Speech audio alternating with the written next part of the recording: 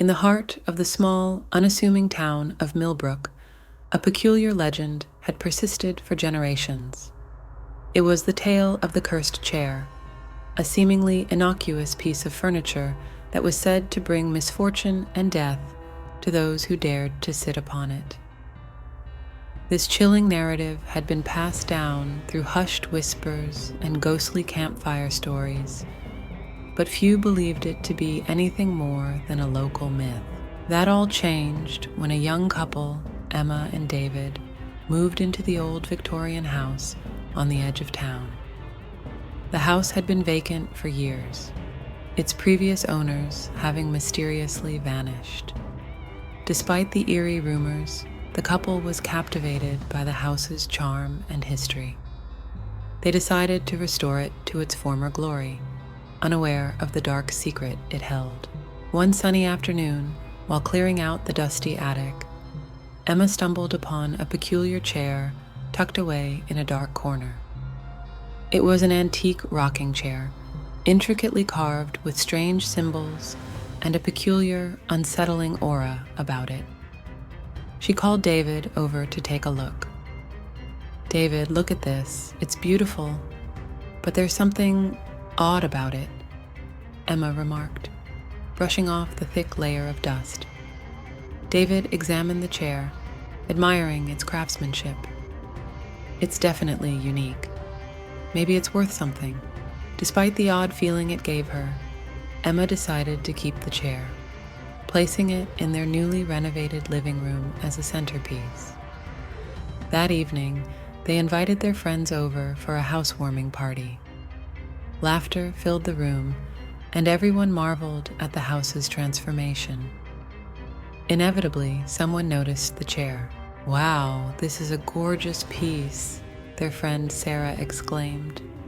"Where did you find it?" Emma shared the story of discovering it in the attic, and everyone was intrigued. As the night went on, the chair became the topic of conversation. Encouraged by the drinks and the spooky atmosphere, Sarah dared to sit in it. "Oh, come on, it's just a chair," she said, plopping down into the seat.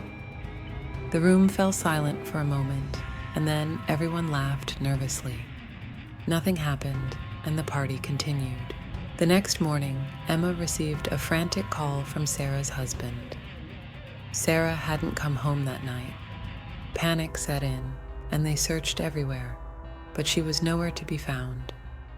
Days turned into weeks, and Sarah's disappearance became a mystery, just like the house's former residents.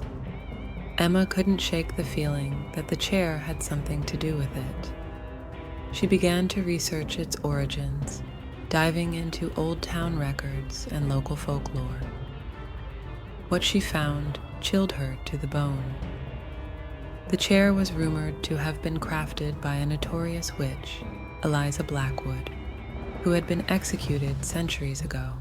It was said that she had imbued the chair with a curse as a final act of vengeance, ensuring that anyone who sat in it would meet a terrible fate. Desperate to understand more, Emma visited the town's historian, Mr. Peterson. The old man's eyes widened when she mentioned the chair. "You must get rid of it," he warned. "The curse is real. Every family that's owned that chair has suffered unimaginable losses." Emma's heart raced as she recalled the strange occurrences that had been happening since they found the chair. Unexplained noises at night, shadows that seemed to move on their own, and a growing sense of dread that permeated the house. Determined to break the curse, Emma and David decided to burn the chair. They dragged it to the backyard and set it ablaze. As the flames consumed the wood, they felt a momentary relief, believing they had rid themselves of the curse. That night, Emma had a nightmare. She dreamt of the witch, Eliza, standing in the flames, her eyes burning with hatred. "You cannot destroy what is already damned," she hissed. Emma woke up in a cold sweat, the eerie feeling lingering. The next day, David was involved in a horrific car accident. He survived, but was left in a coma. Emma was devastated. her belief in the curse now unshakable. Haunted and desperate, Emma returned to Mr. Peterson, pleading for help. The old man revealed that the only way to lift the curse was to return the chair to its rightful place, the site of Eliza Blackwood's execution, a now abandoned plot of land on the outskirts of town. With David's life hanging by a thread, Emma knew she had no choice. She retrieved the charred remains of the chair and set off for the execution site. The land was desolate, overgrown with weeds, and filled with an oppressive silence. As she approached the spot, a chill ran down her spine. With a sense of foreboding, Emma placed the remains of the chair on the ground. Suddenly, the air grew cold, and a figure materialized before her. It was Eliza, her ghostly form radiating malevolence. "You think you can end this?"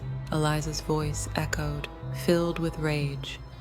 Emma stood her ground, her voice trembling. "Please, let this end. I beg you." Eliza's eyes bore into hers. "The curse was never about the chair.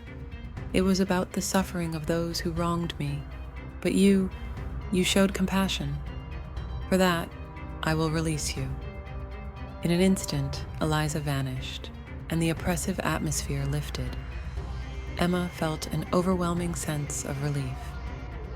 She hurried back to the hospital, where she found David awake, weak but alive. The curse had been lifted. The couple decided to leave Millbrook, unable to bear the memories of their ordeal. They moved to a new town, hoping for a fresh start, but the legend of the cursed chair lived on, a chilling reminder of the darkness that can lurk in the most unexpected places. Thanks for watching this episode of True Terror Files. If you enjoyed this story about the cursed chair, don't forget to hit the like button and subscribe for more spine-chilling tales.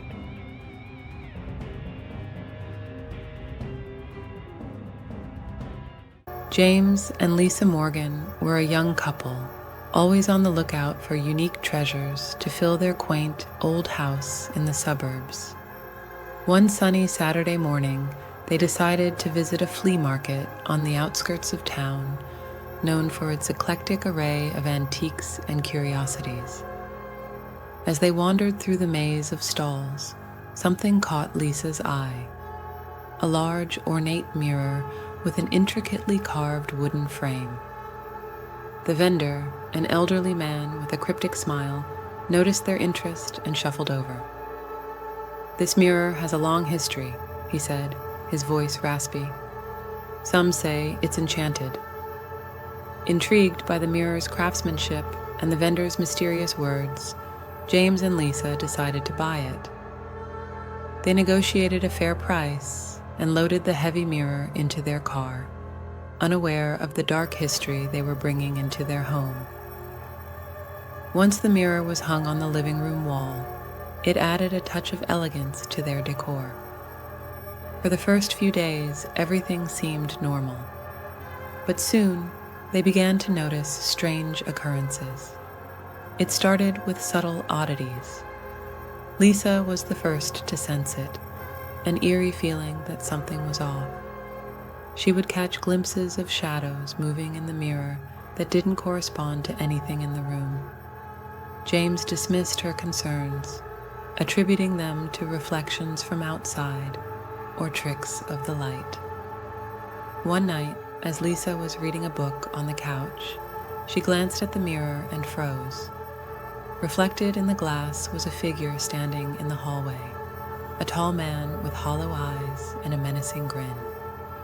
She spun around, her heart pounding, but the hallway was empty. When she looked back at the mirror, the figure was gone. "James," she called out, her voice trembling. He rushed into the room, concern etched on his face. "There was someone in the mirror," she stammered. "I swear I saw him." James tried to reassure her, but the unease in his gut told him otherwise. That night, sleep eluded them both. The next morning, they decided to cover the mirror with a sheet, hoping to rid themselves of the unsettling presence. However, the strange occurrences only intensified. The sheet would be mysteriously removed, and they would find the mirror uncovered, reflecting their anxious faces back at them. Objects in the house began to move on their own. A chair dragged itself across the floor, doors creaked open and shut, and lights flickered ominously. One evening, while James was working late at the office, Lisa found herself alone in the house. The atmosphere felt heavy and oppressive. She tried to distract herself with TV, but the sense of being watched was overwhelming. Gathering her courage, she approached the mirror, determined to confront whatever was haunting them. As she stood before it, her reflection seemed to warp and twist. The room behind her darkened, and she saw not her own reflection, but that of a ghostly woman with sunken eyes and a mournful expression. The woman's lips moved, forming words that Lisa couldn't hear, but she could feel the anguish emanating from her. In a flash, the woman's image was replaced by the grinning man, his eyes locking onto Lisa's with malevolent glee. He reached out a ghostly hand, and Lisa felt an icy grip around her throat. Gasping for breath, she stumbled back, breaking the connection. When James returned home, he found Lisa huddled on the couch, tears streaming down her face. She recounted the horrifying experience, and James knew they had to do something. They decided to research the mirror's origins, hoping to find a way to break its hold over them. Their search led them to a local historian, Mrs. Hawthorne, who specialized in occult artifacts. She listened intently to their story, her expression growing graver by the minute. "This mirror is known as the cursed looking glass," she explained. "It belonged to a wealthy family in the 19th century. The legend says that the patriarch, a man named Gideon Blackwood, dabbled in dark magic. He trapped the souls of his enemies in the mirror, using it as a tool for revenge. After his death, the mirror changed hands many times, always bringing misfortune and death to its owners. Mrs. Hawthorne advised them to destroy the mirror, but warned that it wouldn't be easy. The spirits within will not go quietly," she said. "You must break the mirror at the stroke of midnight when its power is weakest."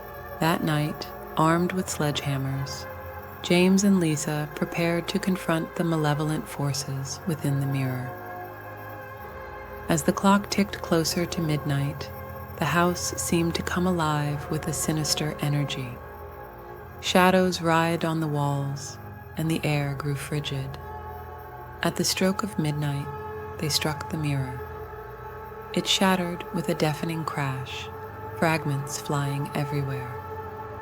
For a moment, it felt like a victory, but then an otherworldly wail filled the room, and the shattered pieces began to swirl and reassemble. Panicked, James and Lisa continued to strike the reforming mirror, desperate to end the nightmare. Finally, with a final, resounding blow, the mirror exploded into 1,000 pieces, the wail dying away into silence. Exhausted and trembling, they sank to the floor, surrounded by shards of glass. The oppressive atmosphere lifted, and for the first time in weeks, they felt a sense of peace. Over the next few days, they carefully cleaned up the remains of the mirror and disposed of them, hoping to put the ordeal behind them. Life slowly returned to normal, but they remained wary, their experience a constant reminder of the darkness that can lurk within seemingly innocent objects. Months later, at another flea market, they stumbled upon a small, unassuming trinket box. As they examined it, the vendor, an elderly woman with a knowing smile, watched them closely. "That box has a long history," she said cryptically. James and Lisa exchanged a glance, a shiver running down their spines. With a polite smile, they set the box back down and walked away, vowing to be more cautious about the treasures they brought into their home. The memory of the haunted mirror served as a chilling reminder that some things are best left untouched. Thank you for joining us on this thrilling journey through the haunting of the antique mirror. Until we meet again, may your path be illuminated by the light of courage and truth.